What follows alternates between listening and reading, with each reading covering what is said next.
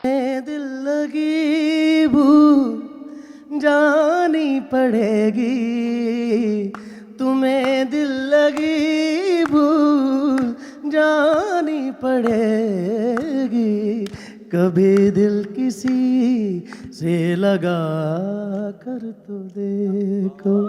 सलीम भाई और सुलेमान भाई को बहुत दाद देता हूँ इस चीज़ की कि उस्ताद नुसरत फ़तेह अली खान साहब की बनाई हुई वो वाली कंपोजिशन जो कि ज़ुबान ज़द-ए-आम पे बहुत ज़्यादा देरों से, बहुत सालों से ये चीज़ थी और लोग बहुत पसंद कर रहे थे, और उस चीज़ को एक लेजेंड के काम को उस तरह से अपना बना लेना, मैं बहुत दाद देता हूँ इनकी, और किस तरह से क्रिएट किया है सलीम भाई और सुलेमान भाई। Thank you so much. हैं।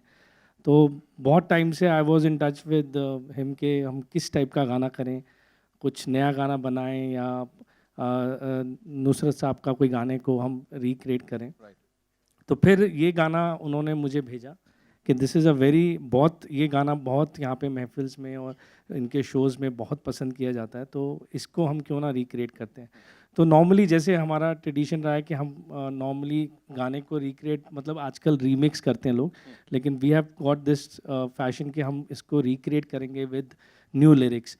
तो अगर आप गाना पूरा सुनेंगे तो आई थिंक हमने सिर्फ उसका एक फीलिंग ली है और शुरू के लिरिक्स लिए हैं और ट्यून शुरू के लिए, और आप आगे चल के पूरा गाना नया है जो बहुत अच्छी तरह सलीम सुलेमान ने कंपोज किया है और मनोज ने उसको बहुत खूबसूरत तरीके से लिखा है और राज साहब ने बहुत ही पेन से और दर्द के साथ उसको गाया, इमोशंस के साथ। तो एक आइकॉनिक गाने को अगर आप रिक्रिएट करते हैं, अगर उसकी उतनी तारीफ अगर हमें मिले तो विल बी वेरी हैप्पी। हमारा वो एक एम है क्योंकि वो इतना आइकॉनिक गाना है। पहले हम करते हुए भी मैं सोच रहा था अगर हम करेंगे तो ये उतना अचीव कर पाएंगे नहीं कर पाएंगे, लेकिन जिस तरीके से टर्न आउट हुआ है गाना I think we'll achieve what we have. के बारे में मैं और भूषण जी बात कर रहे थे। इनफैक्ट हम लोग कल मिलने वाले थे पर कुछ बिजी हो गए दोनों जन, तो नहीं मिल पाए। बहुत जल्द इस पे हमारी बात आगे चलेगी। Let's see what comes out of it and I am hoping that we can do that film together because that will be something totally new again for Vidyut as an actor and Bhushan ji, और हमारा जो association रहा है इतने सालों का वो और आगे जाएगा और एक नए अंदाज में आगे जाएगा। ये भी उस्ताद नुसरत फ़तेह अली खान का बचपन से सुनते आ रहे हैं, आज भी सुन रहे हैं उनके गाने, आज भी उनकी कवालियाँ और उनकी आवाज़ गूंज रही है। तो जब इस तरीके का गाना जब आता है और उसको रिक्रिएट करने का मौका मिलता है तो इट्स अ बिग प्रेशर, और ये आसान बात नहीं है कि मुखड़ा के बाद आगे कंपोज क्या करे, इतने बड़े जी बहुत बहुत मुश्किल हो जाता है। तो उसको ध्यान में रखते हुए उसके मुखड़े को ध्यान में रखते हुए उसकी जो ट्यून आगे कंपोज करनी है, उसका जो उसकी जो पूरी आत्मा है गाने की, इट्स नॉट वेरी इजी।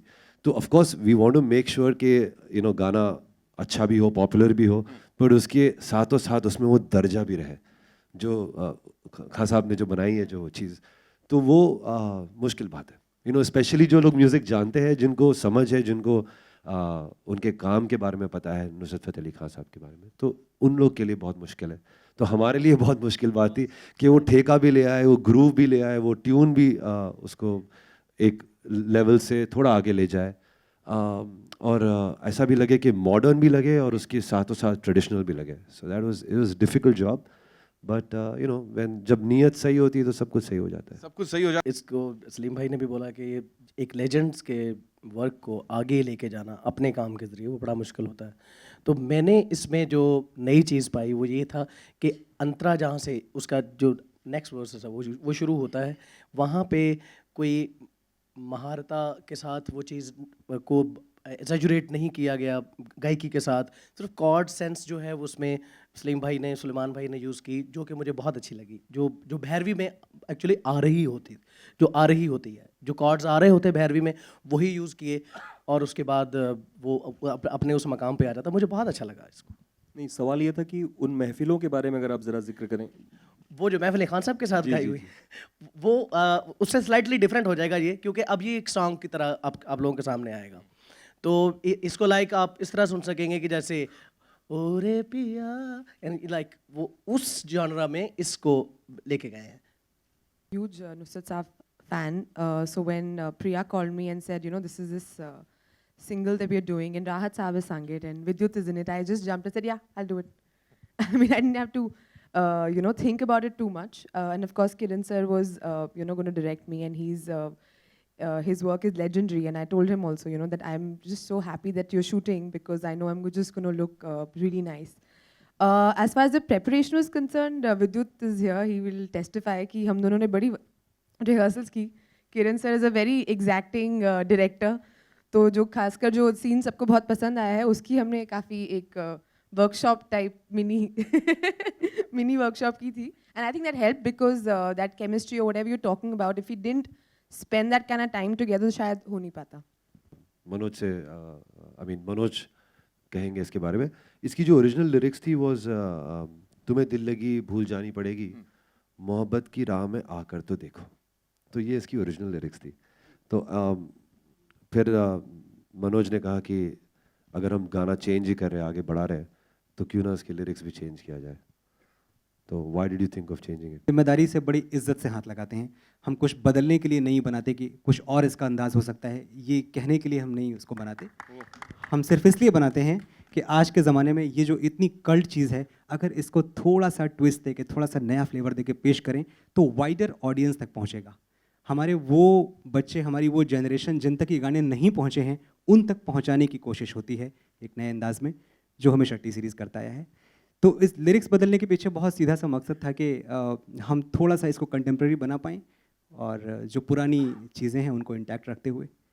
तो बस इतना छोटा सा. एक बात मैं ज़रूर कहूँगा, इस वीडियो किसी ने पूछा नहीं तो मैं कह ही देता हूँ.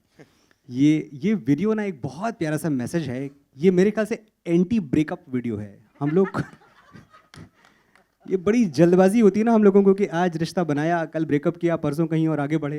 तो देखिए बड़ी तकलीफ होती है. मतलब ब्रेकअप से पहले 100 बार सोच लें, क्योंकि कहीं ना कहीं फिर आपका ज़मीर आपको जीने नहीं देगा अगर इतनी जल्दबाजी आप दिखाएंगे.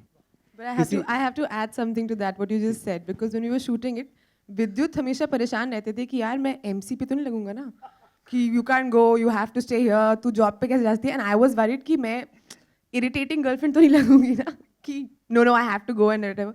So this is a very fine line we try to tread कि anti breakup कैसे बनाए and the romance should sort of still stay intact. Exactly, romance is there completely. मैं एक बात समझता हूँ, मुझे किसी एक बड़े उस्ताद शायर का शेर याद आ गया कि ज़िदों ने तोड़ दिया रिश्ता-ए वफ़ा, लेकिन सुकून उसे भी नहीं, बेकरार मैं भी हूँ.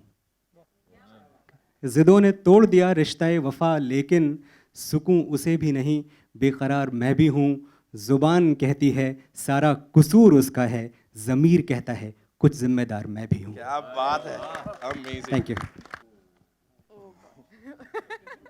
I think enough people are saying enough things about the film. I don't think I'm part of it, so I should comment.